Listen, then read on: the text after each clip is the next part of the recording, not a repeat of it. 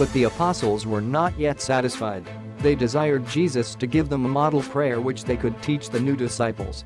After listening to this discourse on prayer, James Zebedee said, "Very good, Master, but we do not desire a form of prayer for ourselves, so much as for the newer believers who so frequently beseech us, teach us how acceptably to pray to the Father in heaven."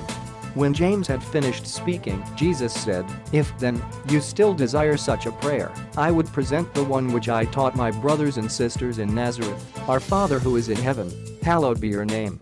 Your kingdom come, your will be done. On earth as it is in heaven. Give us this day our bread for tomorrow.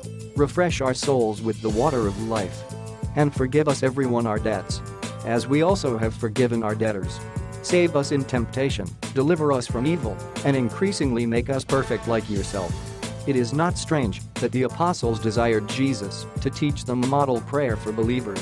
John the Baptist had taught his followers several prayers. All great teachers had formulated prayers for their pupils. The religious teachers of the Jews had some 25 or 30 set prayers which they recited in the synagogues and even on the street corners. Jesus was particularly averse to praying in public. Up to this time the 12 had heard him pray only a few times. They observed him spending entire nights at prayer or worship, and they were very curious to know the manner or form of his petitions. They were really hard-pressed to know what to answer the multitudes when they asked to be taught how to pray as John had taught his disciples.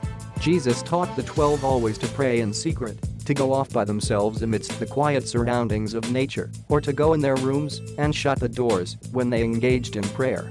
After Jesus' death and ascension to the Father, it became the practice of many believers to finish this so-called Lord's Prayer by the addition of, "In the name of the Lord Jesus Christ." Still later on, 2 lines were lost in copying, and there was added to this prayer an extra clause, reading, "For yours is the kingdom and the power and the glory, forevermore." Jesus gave the apostles the prayer in collective form as they had prayed it in the Nazareth home. He never taught a formal personal prayer, only group, family, or social petitions. And he never volunteered to do that. Jesus taught that effective prayer must be 1. Unselfish, not alone for oneself. 2. Believing, according to faith. 3. Sincere, honest of heart. 4. Intelligent, according to light. 5. Trustful, in submission to the Father's all-wise will. When Jesus spent whole nights on the mountain in prayer, it was mainly for his disciples, particularly for the 12. The Master prayed very little for himself, although he engaged in much worship of the nature of understanding communion with his Paradise Father.